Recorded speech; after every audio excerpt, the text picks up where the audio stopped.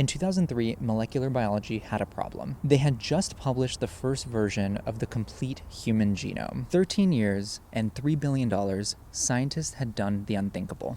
Here to celebrate the completion of the first survey of the entire human genome.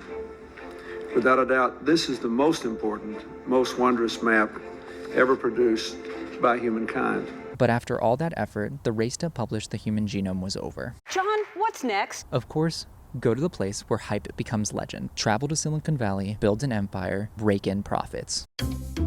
You're here to understand what 23&Me is all about, right? 23&Me and other genetic testing services brought molecular biology into the public consciousness. Even I could understand the allure of getting a peek into your genealogy, ancestry, and disposition to certain genetic diseases. Well, 23&Me Health plus Ancestry Services helps you understand where you come from and how you and your family are alike with over 75 genetic reports. You'll get information on what your DNA says about your ancestry and health. And John, I have a surprise for you. Last time you were on the show, we sent in your DNA, and I'm going to read the results right now, live on television. It says right here, all of your ancestors were very, very, very handsome, like 10 out of 10s. It also says that you have biceps of steel and a genetically perfect beard. And finally, this is amazing, you are 2% poodle. Wow. This week, 23&Me filed for bankruptcy. What does that mean for your genetic data? Can someone buy your genome and make a clone of you? Let's talk about it. So right up at the top, no. Biomedical research has not progressed enough to clone humans. Genetic testing services have been around for over a decade. After the proliferation of next-generation sequencing, shout out to my king, rest in power, companies have been competing to offer at-home testing kits. As an example of how embedded these companies have become, I think to all of the interactions I've had with strangers asking me what type of dog I have. What type of dog is this? These tests are so popular that product recommendation services like Wirecutter from the New York Times recommend products from Family Tree DNA and Ancestry. They even recommend products for genetic testing of pets like Embark and Wisdom. But in all seriousness, Wirecutter conducted a very thorough exploration of what these tests do and don't do, all the while recommending several different kits. Let's not forget that they probably get affiliate revenue for recommending these services, so they have an incentive to sell more kits. If anyone from the New York Times is watching this, please do not sue me. I'm a paid subscriber and I cannot live without Wordle. Brichette Mendoza and Amadou Diallo, I apologize for the pronunciation, eloquently spell out their privacy concerns, the limitations of the testing, and conducted a deep dive on each of the recommended services. I know implicitly from studying molecular biology that most people do not understand the science or the software behind these types of genetic tests. These companies know that too, and they're exploiting that knowledge gap. Rigby, do you have any thoughts on dog genetic testing? It's nice to see that these writers at Wirecutter share some of my concerns. Regarding genealogy testing for non-Europeans, they write, "Herein lies the problem. The greatest portion of the DNA samples in the reference population databases that these companies use to compare your sample come from people with European ancestry. If you have little or no European ancestry and order a DNA test, your results may be less precise than you'd hope. Europe is much easier," acknowledged Family Tree DNA's Greenspan in 2017. "There are more scientists who have studied people from European background and more opportunity to do DNA testing." Yikes. Basically what they're saying is that most of the genetic testing in the world is done in Europe and North America. What I don't think people understand is that there is more genetic diversity in Africa than there is in the entire rest of the world combined. There are haplogroups that exist only in certain parts of Africa. I mean, this makes sense. This is why it's theorized, hypothesized, that the human species started in Africa. There's a ton more genetic diversity there than anywhere else in the world. And this chart shows that. You are more related to somebody in Europe or Asia than to anybody in Africa. I remember my I wasn't even a genetics professor, Dr. Ed Green. I remember Dr. Ed Green in my genomics class showing us this chart of how much genetic diversity there was in Africa. And it kind of blew my mind at the time. Bella, do you have any thoughts? Thank you for your service. The reference genome problem is well understood. Back when the Human Genome Project was underway, Scientists had to start somewhere. While the project used DNA from many individuals, 70% of the reference genome came from a single male donor in Buffalo, New York, named RP11. But that's not to say that the reference genome has not been updated since then. Researchers at the most beautiful UC campus have been quietly updating their publicly available genome browser. The new reference genome will now include genetic information from 350 individuals. Associate Professor of Biomolecular Engineering Benedict Patton and Associate Professor of Biomolecular Engineering Karen Miga write, "We are introducing more diversity and equity into the reference by sampling diverse human beings and including them in the structure that everyone can use. One genome isn't enough to represent everybody.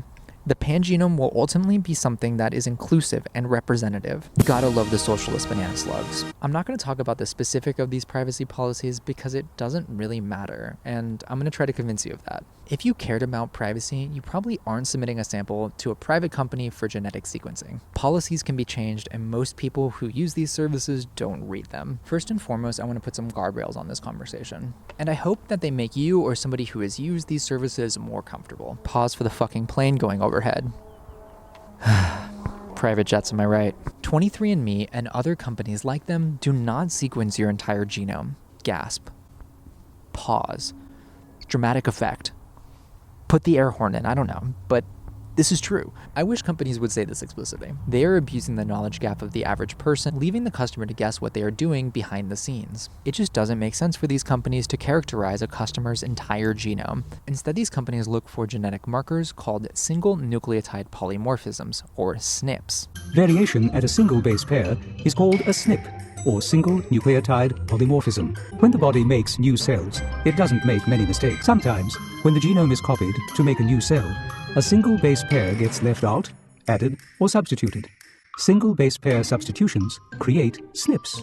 There are around 10 million SNPs in the human genome, which account for many of the genetic differences between you and everyone else on the planet. Since variants are passed down from one generation to the next, the number of differences between your DNA and your neighbors can tell you how closely you are related to each other. So what does this all mean? Really, these companies have a very small part of your genome, sometimes as small as 0.02% of it. That means that the majority of your genome is uncharacterized and they don't even know what it means. I think there are things that you should worry about and things that you shouldn't. For all of you who have taken one of these tests or know somebody who has taken these tests, it is completely rational to be scared of what these companies can do with your data. You wouldn't want a venture capital firm buying up all of your data and doing something that you didn't originally sign up for. I think it all comes down to a for-profit company having access to your most personal data.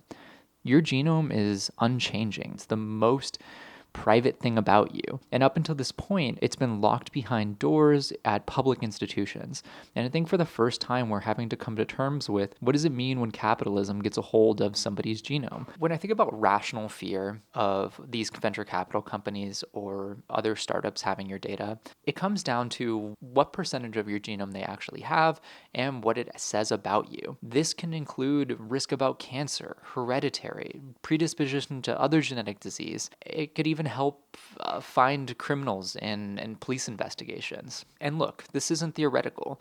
Public databases have been used for many years at this point to find criminal suspects, and this was most public back in 2018 when they found the notorious Golden State Killer using one of these databases. Police tracked down a suspect in the so-called Golden State Killer case using a genealogy website and discarded DNA. Investigators flagged 72-year-old suspect Joseph James D'Angelo after matching his relative's DNA available online to samples found at some of the crime scenes. It's important to say that 23&Me doesn't share data with these databases, but it's not impossible to imagine a world which there are data leaks. In fact, 23&Me has had data breaches in the past affecting nearly all of its customers. But one of the main reasons I've never taken one of these tests is because I don't want my medical data falling into my insurance hands. I mean, I can think of a world in which a for-profit insurance company scoops up all of your data and then says, hey, you had a predisposition to this genetic disease and I'm not going to pay out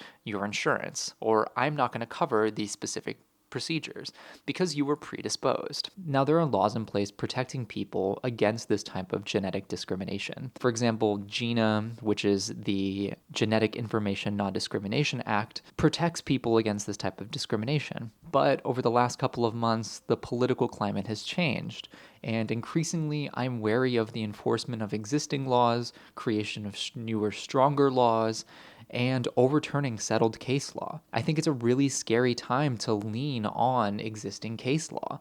In my lifetime, I have seen molecular biology leave the academic research lab. I've seen the Human Genome Project turn into these for-profit companies offering people tests about their heredity and predisposition to genetic disease. And I think that's amazing. I mean, let's just say what it is. It's completely amazing that we have such broad access to this amazing technology. And the average consumer doesn't need to know anything about molecular biology. They don't need to know about next generation sequencing. They don't need to know about anything about Illumina i7 adapters. You don't need to know voltage across a nanopore. That's for the nerds, right? All you have to do is swab yourself in your living room.